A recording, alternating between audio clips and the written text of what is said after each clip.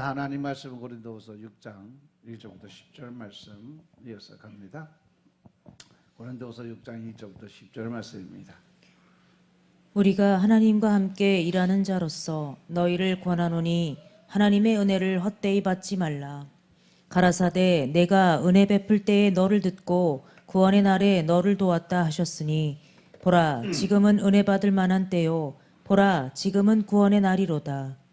우리가 이 직책이 회방을 받지 않게 하려고 무엇에든지 아무에게도 거리끼지 않게 하고 오직 모든 일에 하나님의 일꾼으로 자천하여 많이 견디는 것과 환난과 궁핍과 곤난과 매맞음과 갇힘과 요란한 것과 수고로움과 자지 못함과 먹지 못함과 깨끗함과 지식과 오래 참음과 자비함과 성령의 감화와 거짓이 없는 사랑과 진리의 말씀과 하나님의 능력 안에 있어 의의 병기로 좌우하고 영광과 욕됨으로 말미암으며 악한 이름과 아름다운 이름으로 말미암으며 속이는 자 같으나 참되고 무명한 자 같으나 유명한 자요 죽은 자 같으나 보라 우리가 살고 징계를 받는 자 같으나 죽임을 당하지 아니하고 근심하는 자 같으나 항상 기뻐하고 가난한 자 같으나 많은 사람을 부요하게 하고 아무것도 없는 자 같으나 모든 것을 가진 자로다. 아멘. 할렐루야. 우리 하나님 참 좋으신 하나님이십니다. 이 시간 하나님의 은혜와 평강이 여러분들과 여러분들 가정과 직장과 사업장 그리고 여러분들 자녀들까지 하나님의 은혜가 흐르고 넘치도록 채워지길 주의 이름으로 축원합니다. 자, 우리 따라합니다. 나는 예수님 안에서 모든 사람들을 이해하고 용서하고 사랑하겠습니다. 자, 우리 선포의 기도 드립니다. 나사렛 예수의 이름으로 명하노니 내 안에 가난의 영, 채무의 영은 떠나갈지어다. 내 앞에 하나님의 축복을 가로막는 모든 악한 영들은 속히 떠나갈지어다. 내 죄로 인해서 나를 떠나갔던 모든 영권, 인권, 물권은 속히 회복되어 돌아올지어다. 아멘. 할렐루야. 우리 안에는 모든 가난의 영, 채무의 영이 떠나간 줄로 믿습니다. 우리의 모든 빚은 청산되어진 줄로 믿습니다. 하나님의 축복을 가로막는 모든 악한 영들이 떠나가고 영권, 인권, 물권의 권세들이 다 회복되어 돌아온 줄로 믿습니다. 아멘. 이 시간도 하나님께 영광을 올려드리는 귀한 시간 되시길 주님으로 축원합니다. 오늘 고린도후서 6장 1절부터 10절 말씀 가지고 하나님과 함께 일하는 자라는 제목으로 오전에 이어서 이어갑니다. 곤충학자 베이컨이라는 사람이 곤충들 연구하면서 그 안에서 세 종류의 사람을 발견을 했어요. 첫 번째는 뭐냐? 개미 같은 사람.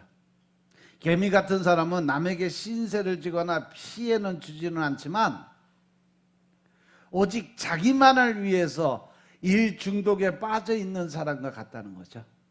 남을 위한 배려는 전혀 없고 오직 내가 먹고 사는 데만 집중해서 사는 사람이 개미형이에요. 이솝 우화의 개미와 배짱이가 말해주는 것처럼 개미는 근면성, 협동성, 조직성을 가진 존재예요. 근대 산업에 이르기까지 유럽 사람들이 모든 역사를 통틀어 지향했던 서구적 가치관의 정점을 나타내왔던 것이 바로 개미형 인간이에요. 우리가 그간 개미의 이미지를 긍정적으로만 간직해온 이유는 그것이 산업사회의 가치관에 걸맞았기 때문에 그냥 개미를 좋게 평가를 해준 거죠. 그런데 요즘 최근에 들어서 개미 사회의 가치관은 걷잡을 수 없이 회의가 되고 위협을 받고 있다는 거죠. 개미 사회는 여왕개미, 일개미, 또 싸마는 군병개미 아주 질서 있게 구조물을 만들어 생활을 하는데 이 개미식 조직화의 능률을 실험을 통해 관찰하면 아주 비관적인 상황이 발생한다고 그래요. 예컨대 개미 하나하나에 번호를 붙여놓고 특수 광선 효과로 비디오 추적을 하면 개미가 열심히 일한다는 거 다 뻥이다 라고 나와요. 프로테이즈를 보면 진짜 엄청나요.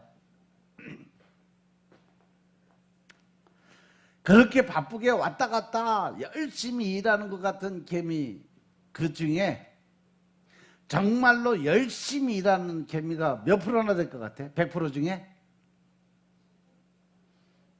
10%?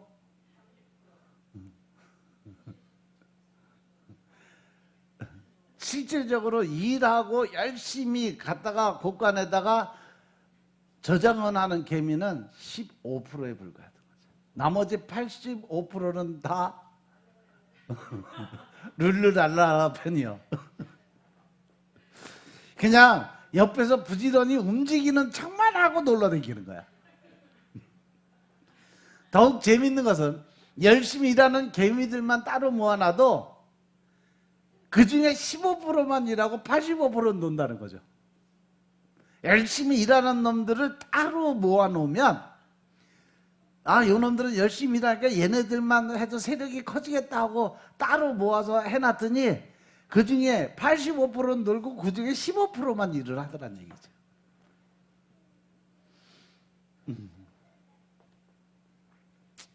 조직의 생리상 일하는 자와 조직에 얹혀 사는 자가 있기 마련인데 근대 관료 조직의 특성이 바로 이러한 것이 아닐까 하고 생각을 해봤어요. 이렇게 개미들의 특성을 살펴보면 그래도 우리나라 개미들은 순한 편이에요. 응? 열대지방에는 목조주택을 순식간에 통째로 먹어치우는 그런 개미들도 있어요. 개미가 한번 지나가면 밭에 남아나는 거 하나도 없이 싹쓸이하고 가는 개미도 있어요. 개미들이 한번 털을 잡으면 여간에서 그것을 제거하기가 힘이 들어요. 핵폭탄이 터져도 살아남는 생물이 뭐예요? 어? 뭐? 바퀴벌레. 근데 바퀴벌레보다 더 지독하게 생존하는 게 누군지 알아요? 개미요. 개미가 더 바퀴벌레 퇴치하는 것보다 개미 퇴치하는 게 더 힘들대. 따라서 우리가 흔히 알고 있는 것처럼 개미가 부지런하다고 하는 것은 잘못된 정보예요. 개미같이 일만 한다 그러면 욕하는 거예요, 그거. 실제로 개미 무리 중에 일을 하는 일개미는 단 15%밖에 안 돼요. 개미가 자기 덩치보다 엄청나게 큰 먹이를 끌고 가는 것을 보면 부지런한 것 같지만 욕심이 많은 이놈들은 먹을 거라면 어떠한 수단과 방법을 가리지 않고 무조건 집으로 끌고 가는 습성이 있어요. 욕심이 그만큼 많은 거죠. 개미가 큰 것들은 포기하고 좀 잘게 썰어서 가져가면 되는데 그게 어떻게든지 수단과 방법을 안 가지고 여러 마리가 모여서 이구 가더라도 들고 간다는 얘기지. 그만큼 개미가 뭐가 많다? 욕심이 많은 놈이에요. 개미를 해부해 보니까 너무 재미지. 그게 마치 욕심 많은 인간들이 돈이 된다 하면 뭐든지 하는 속성하고 같다는 얘기죠. 그리고 개미는요, 무리지어 몰려다니면서 깡패짓 하는 무리가 있어요. 아주 못된 습관이 개미 무리 안에 들어있어요. 개미의 무기가 뭐냐? 숫자 노름이에요. 개미들은 무슨 일만 나면 페로몬 경계의 경보를 거쳐서 무리를 다 끌어모으는 습성이 있어요. 냄새를 풍겨. 조무래기 폭력배 한 명의 SOS를 받고 전 조직원이 출동하면 시민들에게 공포 분위기를 조성하는 것과 거의 흡사하다는 거죠. 예를 들어 아프리카 군단 개미 집단이 있는 곳 반경 수십 미터 내에 모든 곤충이 멸망을 한대요. 그 정도로 개미의 위력이 세다는 얘기죠. 우리나라는 혈연, 지연, 학연, 동원해서 최대한 큰 집단을 이루고 그 위세로 행패를 부리는 개미 같은 놈들이 너무 많아서 피곤한 세상이다. 그래서 마음에 들지 않는다고 그부들을 집단으로 괴롭히는 일진, 영세상인에게 자릿세 뜯어내는 조폭, 되도록 많은 쪽수를 모아서 목청을 높여 데모하는 사람들, 알고 보면 이러한 사람들이 다 개미형 인간들이다. 개미의 환상으로 다 깨트리고 있어 지금 내가. 개미 같은 사람은요 부지런한 사람이 아니에요. 다른 사람은 나 몰라라 하면서 자기만 살겠다고 죽어라 끌어모으는, 사람으로 따지면 수전노 같은 놈이요. 그게 개미의 본성이에요. 두 번째는 뭐냐? 거미 같은 사람. 거미 같은 사람은요 남을 이용해서 사기치고 자기 욕심을 위해서 다른 사람에게 큰 피해와 고통을 주는 아주 고약한 이기주의적인 인간의 형이 거미형이에요. 하지만 거미가 지저분하고 해롭다고 이야기하는 건 잘못된 정보예요. 우리나라에는 사람이 물리면 죽는 독거미가 살지 않아서 다행이에요. 그리고 거미는 거머리나 모기, 집게벌레처럼 사람을 물지 않아요. 아마도 거미의 생김새가 좀 징그럽고 발이 여러 개 달리니까 집안에 좀 거미줄을 치니까 사람들에게 이미지를 구긴 그 원인이 된 거예요. 거미는 알고 보면 해충이 아니라 익충이에요. 사람한테 이로운 이 곤충이에요. 거미는 되게 단독 생활하고 혼자 거미줄을 쳐요. 최첨단 과학으로 만든 섬유보다 질긴 거미줄은 모든 이 생물들의 그 포획을 하기 위한 수단이고 사방으로 확장시킨 고성능 센서망이고 아주 뛰어난 보관 시설이 아주 잘 되는 그러한 줄이 거미줄이에요. 아주 정교하고 효율적인 거미줄의 구조식이 아인슈타인도 산출해내기 쉽지 않은 예술 작품이라고 이야기할 정도로 거미의 조직이, 이 거미줄의 조직이 아주 엄청 단단하고 질긴데 그 내용은 모른대. 만약 거미가 거미줄을 쳐서 작은 벌레를 잡아주지 않으면 이 세상은 온갖 해충들로 가득 차버리고 만다는 거죠. 거미가 하루에 잡아내는 해충의 양이 어마어마하다고 그래요. 한마디로 거미는 해충 청소부라고 할 수 있는 거예요. 그러니까 거미 보고 징그럽다고 다 때려서 죽이지 말고 좀 냅둬. 그래야 벌레들 안 끌어. 왜냐하면 거미가 주로 잡아먹는 게 벌레들이요.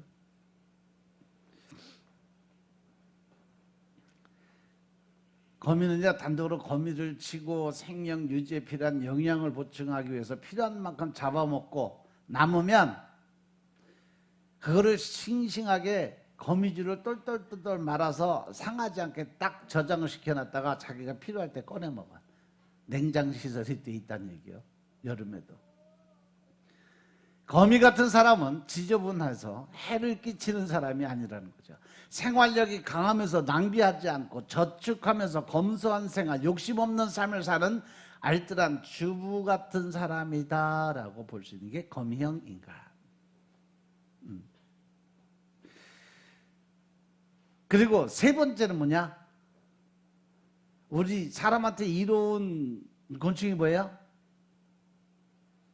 여러분들 참 좋아하는 거야. 꿀. 하니. 세 번째는 꿀벌 같은 사람. 이런 사람 자기가 희생하고 수고하면서 다른 사람에게 아주 달고 좋은 약이 되는 꿀을 공급해 주는 사람이 바로 꿀벌 같은 사람. 꿀벌 같은 사람은 평생을 열심히 일하지만 자신은 돌보지 않고 오히려 다른 사람을 우선 챙기고 도와주는 일을 우선적으로 하는 사람이에요. 예수 믿는 사람들. 내가 손해보더라도 그 사람이 이로우면 손해보더라도 그 일을 행해주는 사람들. 그야말로 벌이 좋은 꿀을 만들어 자기는 사용하지 않고 사람들에게 제공하는 것 같다는 거죠. 그런 사람이 누구야? 바로 예수 믿는 사람이 그런 사람이 되어야 된다는 거죠.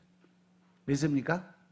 따라서 예수님의 제자가 된다는 것은 벌 같은 삶을 살아간다라는 의미예요. 성실히 좋은 꿀을 만들어서 이웃에게 제공해주고 나누고 베푸는 삶을 살아야 되니까. 삶의 모범이 돼서 세상의 빛과 소금이 되는 역할을 해야 되니까. 그래서 구원의 도구가 되어야 되는 사람들이 바로 크리스찬이에요. 예수님께서 무화과 나무에서 열매를 찾으셨지만 잎사귀만 있고 열매는 보이지 않으니까 이제부터 영원히 어느 누구도 너에게서 열매를 따먹는 일 없을 것이다 하시면서 무화과 나무를 저주했어요. 제철이 아닌데, 열매가 없었는데, 열매가 없을 줄 알면서도 그렇게 말씀을 하시니까 그 무화과 나무가 돼서 당장 말라 죽었더라. 그런데 과연 그 속에 예수님이 하시고자 하시는 말씀 무엇일까? 잎만 무성하지 아무 열매를 맺지 못하는 무화과 나무처럼 기도를 드리는 사람들을 찾아볼 수 없는 성전의 겉모양만 교회지, 이미 그것은 교회가 아니라는 거죠. 왜? 기도하는 소리가 끊어져 버리니까. 예배드리는 자리에 예배드리는 자들이 없으니까. 아무 열매를 맺지 못하는 성도 또한 이처럼 심판을 당할 거다라고 말씀하고 계심을 깨달으시기 바랍니다. 그래서 예수님께서는 기도하는 집을 강도의 소굴로 만들지 말라고 말씀하시면서 성전에서 사고 팔고 하는 자들을 다 채찍을, 노끈으로 채찍을 만들어서 두드려 패고 막 예수님이 그냥 막 집어 던져버렸어. 사람들 화를 엄청 냈어요. 그날 그걸 이렇게 읽다가 보면 그 모습이 보여. 돈 상자들 다 집어 던져서 땅바닥에 제가 틀어놓고 그 앞에 그 번제 드리려고 내놓은 파는 그 동물들 다 그냥 풀어서 다 밖으로 내쫓고 엄청났어요. 성전은 분명 하나님 앞에 기도를 드리는 집이에요. 하나님을 생각하고 하나님의 뜻을 헤아리고 하나님의 뜻을 행할 수 있는 힘을 얻는 것, 그렇게 기도를 잘 들을 수 있도록 도와주는 것이 성전입니다. 그리고 벌은 꽃에 가서 꿀은 따지만 중요한 것은 꽃에게 상처를 안 준다는 거죠. 오히려 열매를 맺을 수 있도록 도와주는 역할을 해요. 사람들도 남으로부터 자기가 필요한 것을 취하면서 상처를 남기지 않으면 얼마나 좋을까. 그죠? 내 것만 취하기 급급해서 남에게 상처를 주면 그 상처가 서 결국엔 내가 취할 근원조차 잊어버리게 된다는 사실 명심하시기 바랍니다. 사람과 사람 사이도 꽃과 벌 같은 관계가 이루어지면 이 세상엔 아름다운 삶의 향기가 가득하게 흘러내리지 않을까. 여러분 몸 안에 가슴 속에 사랑과 희망의 운물을 깊이 파놓으시기 바랍니다. 그리고 여러분들이 할 수 있는 한 마음껏 다 퍼주세요. 나누고 베푸는 삶을 사시길 주님으로 축원합니다. 그러면 여러분들이 이 땅에 살맛나게 사는 방법을 알려주는 사람들이 될 거예요. 사람이든 식물이든 물건이든 가장 아름답게 보이는 위치와 각도가 따로 있어요. 어디서 보느냐에 따라서 아름답게 보이기도 하고 추하게 보이기도 하고 날카롭게 보이기도 하고 또 어떤 면에서 보면 부드러운 각도를 잡을 수가 있어요. 이제 매일매일 살아가는 삶이 매번 좋은 각도에서 여러분들의 인생을 꿈꾸며 살아갈 수 있는 여러분들의 삶이 되시길 주님으로 축원합니다. 이제 본문으로 들어가서 사람이 무엇을 위해서 살아야 될까? 인생에 사는 목적이 무엇일까? 이것에서 하나님의 말씀을 통해 보면 고린도전서 10장 31절의 말씀을 보시면 너희는 먹든지 마시든 무엇을 하든지 다 무엇을 위해서? 하나님의 영광을 위해서 해라. 이와 같이 우리의 삶 속에 하나님의 영광을 위해서 사는 사람들이 있어요. 우리가 사는 인생의 목적은 첫째 하나님의 영광을 위해서 살아야 된다는 사실 명심하시기 바랍니다. 소요리 문답 제1문에 사람이 제일 되는 목적이 무엇이뇨? 라고 물어보니까 하나님을 영화롭게 하는 것과 영원토록 그를 즐거워하는 것이다 라고 정의를 하고 있어요. 인생의 참된 삶의 목적은 우리를 지으신 창조주 하나님을 영원롭게 해드리는 거죠. 하나님을 기쁘게 해드리고 하나님의 영광을 위해서 살아갈 때 가장 행복하고 하나님이 기뻐하시고 하나님의 놀라운 은총과 축복을 누리게 될 수 있다는 겁니다. 먹는 것도 나의 욕심을 위해서 지나치게 값비싼 것이나 먹어야 되는 것이 아니라 하나님의 영광을 위해서, 복음 전도하기 위해서, 또 하나님의 능력을 사용하기 위한 육적인 에너지를 공급하고 준비해놔야 된다는 거죠. 마시는 것도 아무거나 마시는 것이 아니라 독주나 마약 같은 것을 마시면 하나님의 영광 되지 않아. 일하는 것도 직장일이나 가정일이나 교회일이나 큰 일이나 잡다한 일들까지도 일하는 자세가 다 하나님께 올려드리는 영광스러운 삶, 즉 거룩한 일들을 성실하게 해야 된다는 거죠. 그러면 우리가 언제 하나님의 영광을 충만하게 될 수 있을까? 출애굽기 40장 34, 35절에 보면 모세가 하나님의 말씀대로 성막을 다 완성했을 때 여호와의 영광이 성막에 충만하게 되었다라고 기록이 되어 있어요.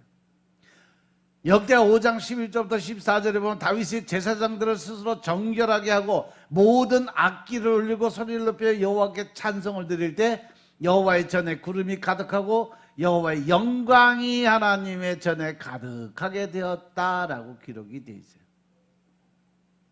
그리고 요한복음 8장 29절에 보면 하나님께서 기뻐하시는 일만 하시면 하나님께 영광이 되는 일이라고 그래요. 나를 보내시니가 나와 함께 하시는도다.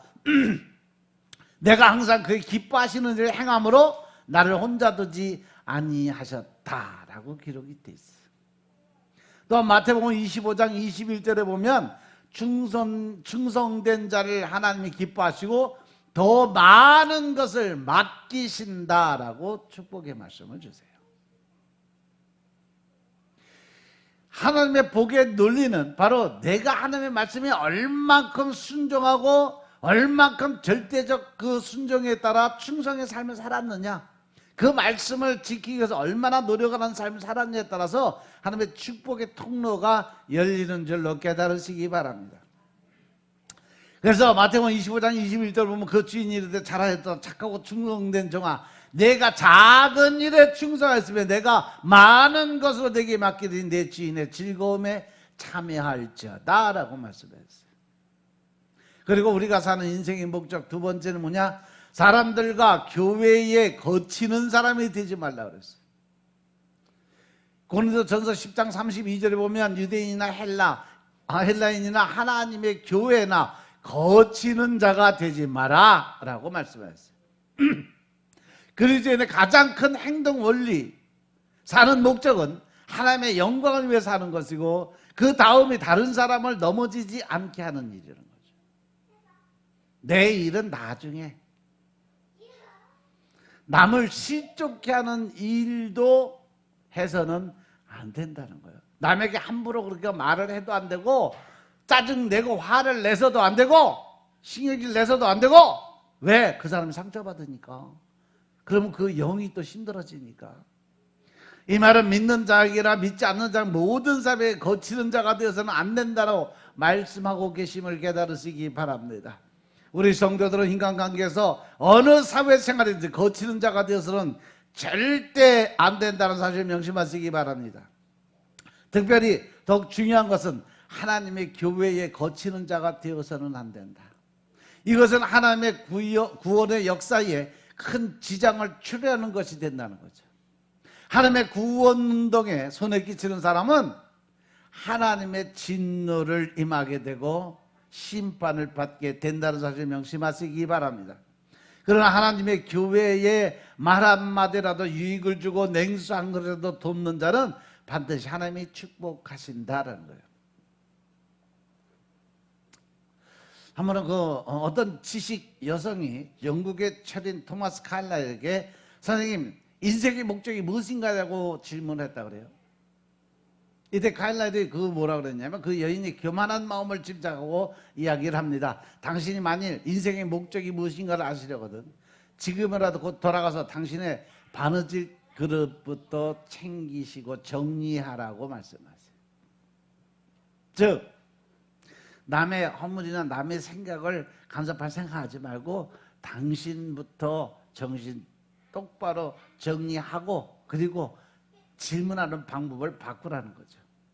당장의 눈앞에 있는 자기의 일을 게을리하고 쓸데없이 큰 것을 바라는 사람 언제까지나 인생의 목적이 뭐고 또 인생의 진미가 어디 있는지 알지를 못한다는 겁니다. 따라서 우리가 사는 인생의 목적은 모든 사람들을 기쁘게 하고 유익을 주고 저희로 구원을 얻게 하라는 것입니다. 그래서 사도 바울이 먼저 시범을 보였어요. 고린도서 10장 33절에서 나와 같이 모든 일에 모든 사람을 기쁘게 하여 나의 유익을 구치 아니하고 많은 사람의 유익을 위해서 저희로 구원을 얻게 하라 라고 말씀하셨어요. 사도 바울은 모든 사람들을 구원시키려고 모든 일에 다른 사람을 기쁘게 하고 다른 사람을 유익하게 했어요. 이기주의자가 아니라 이타주의적인 삶을 살았다는 거죠. 다른 사람에게 유익을 주는 사람, 그렇게 하는 가장 중요한 이유가 저희로 구원을 얻게 하기 위해서 그렇게 했다는 거예요. 사도 바울은 고린도서 9장 19절부터 23절에 보면 다른 사람을 기쁘게 하고 그들을 구원시키기 위해서 여러 가지 면에서 적용을 했어요. 고린도전서 9장 19절부터 23절 보겠습니다.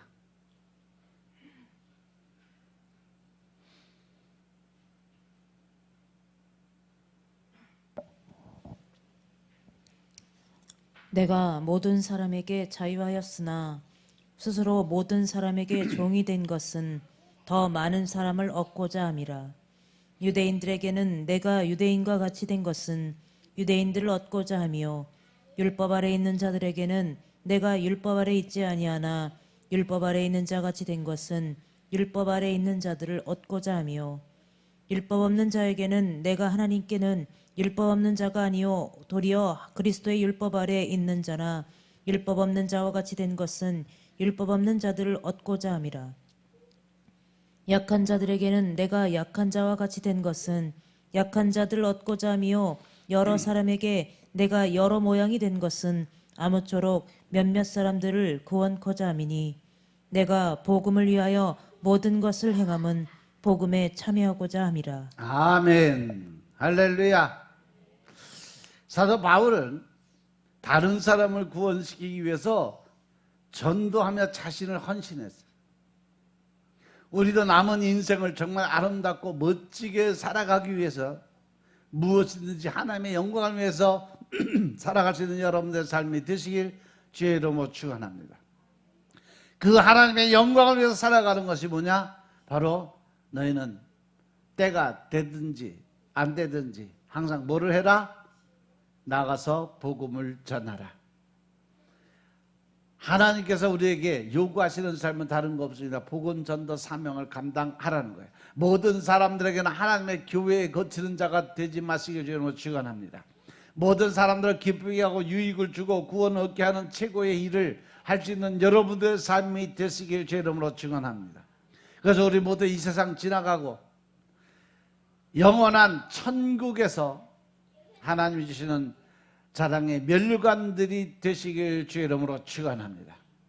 이러도 우리 삶에 늘 의미와 목적이 있어야 돼요. 그 의미와 목적이 없으면 인생은 공허하고 삶은 괴로운 그 자체입니다. 매일매일 살아가는 것이 죽지 못해 사는 인생으로 바뀌어요. 왜? 내 안에 하나님이 안 계시니까. 늘 근심과 걱정 덩어리가 꽉 차 있으니까 늘 가슴 한 구석에 이 바위똥 하나씩 짊어지고 살아가니까 그래요. 오늘 성경에 나오는 여러 삶의 고통이 그저 무의미하게 행하는 것이라고 생각을 해봐요. 그 삶이 얼마나 힘들고 어렵겠어요. 본문의 말씀처럼 그저 많이 견뎌야 되고 환난과 궁핍과 곤란과 매맞음, 갇힘, 요란한 것과 수고로운 것과 자지 못하고 먹지 못하는 그러한 일을 겪어야 된다면 내게 소망이 없고 희망이 없다면 그것은 도저히 내가 감당할 수 없는 그러한 삶이라고 생각할 수밖에 없어. 그러니까 그 뒤에는 뭐요? 고난과 고통에 따라오는 우울이죠. 그러나 그 의미와 목적을 발견하면 생각이 달라지고 그 삶 자체가 바뀐다는 사실 명심하시기 바랍니다. 예를 들면 아이를 출산하는 어머니처럼, 시험 준비하는 학생처럼, 승진을 위해 노력하는 직장인처럼 자기가 겪고 있는 고통과 괴로움에 대해서 그 의미와 목적을 알게 되면 그에 따른 아무리 힘든 어려움이나 아픔이나 고통은 더 나은 미래를 위해서 얼마든지 견딜 수 있는 자기 충전의 능력, 힘이 생긴다는 거예요. 그런데 희망이 없고 소망이 없는 사람은요, 그걸로 해서 눌려서 결국은 좌절하고 절망하고 실망하는 거죠. 그럼 오늘 본문에 나타나는 그 모든 일의 의미와 목적은 무엇일까? 왜 사도 바울은 다른 일에 많이 견디고 환난과 궁핍과 곤란과 다른 여러 어려움을 감당하고 있었을까? 사도 바울과 그와 함께한 사역자들이 그토록 힘든 일들을 마다하지 않았던 이유는 그들의 직책이 회방받지 않게 하기 위함이었다. 그 직책이란 바로 스스로 하나님과 화목하는 것이었고, 또한 다른 사람을 하나님과 화목하게 하는 것이 그의 직책이었어요. 이러한 깨달음 속에서 사도 바울과 그의 동역자들은 단지 어려움과 고난을 견디는 것에 그치지 않았어요. 그들은 더욱 앞으로 나아갔다는 거죠. 8절부터 10절에 나오는 대로 그들에게 당당함이 있었어요. 세상이 감당하지 못할 기쁨이 있었어요. 세상 사람들 어떻게 그런 상황 속에서 저런 모습이 나타났을까 놀라워했다는 거죠. 그들이 그럴 수 있었던 이유는 마음속에 하나님의 일에 대한, 그리고 자신의 일에 대한 큰 소망과 목적, 그리고 의미를 마음속에 품고 있었기 때문에 모든 걸 견디고 나아갈 수 있었음을 깨달으시기 바랍니다. 이처럼 우리가 우리 삶의 의미를 깨닫는다면 지금 현재 모든 일은 너무도 귀중한 삶이 될 수 있다는 거죠. 주님의 크고 놀랍고 귀한 계획 속에서 현재의 고난의 미래의 영광으로 나아가는 길인 것임을 깨달으시기 바랍니다. 이 시기를 통해서 우리는 우리의 부족함과 연약함을 깨닫고 더욱 믿음에 있어서 강해지고 온전해지고 담대한 믿음의 사람들이 될 수 있다는 사실을 명심하시기 바랍니다. 우리에게 주신 모든 삶 속에서 항상 주님의 계획 속에서 기쁨이 충만하고 승리하고 능력 있는 삶을 사시길 주 이름으로 축원합니다. 아무리 훌륭한 삶을 살았어도 내가 가야 할 목적지가 없는 사람은 차량하고 불쌍한 사람이에요. 하지만 목적지가 없는 사람은 내일이 없는 사람이고 소망이 없는 사람이에요. 태어났으니까 먹고 마시고 즐기고 열심히 살다가 시간 되면 갈 곳으로 가겠지 하는 이러한 식의 삶은 너무도 무방비한 무책임한 삶을 살아가는 겁니다. 사람은요, 자신의 삶을 책임져야 돼요. 세상을 너무 바쁘게 살다 보니까 인생의 목적지를 까맣게 잊고 살았다고 어리석게 변명하지 마시기 바랍니다. 세상에서 명예나 돈으로 쾌락을 누렸던 사람일수록 허무감을 더 많이 느껴요. 그것이 바로 우리가 살아가는 인생의 모습이에요.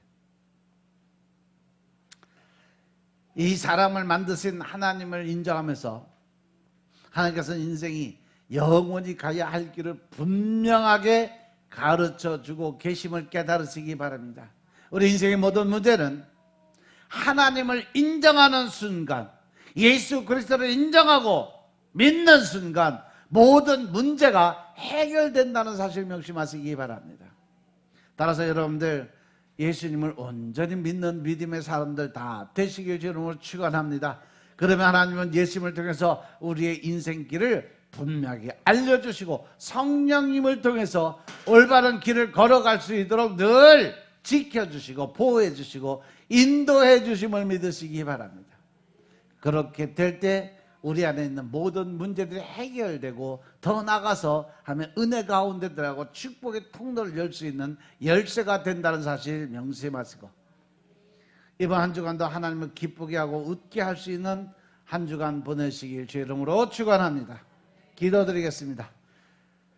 늘 우리를 지키고 보호하시는 성령 하나님 감사드립니다. 주님의 이름을 찬양드립니다.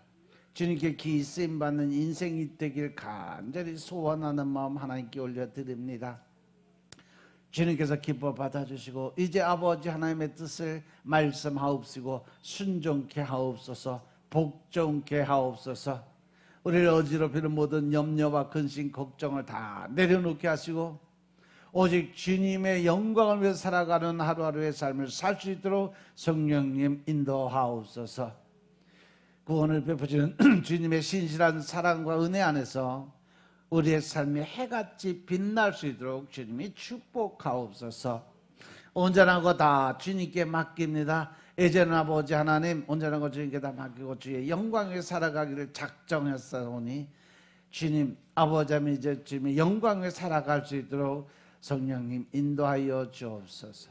모든 말씀으로 주 예수 그리스도의 이름으로 감사드리며 기도드려 싸움나이다. 아멘.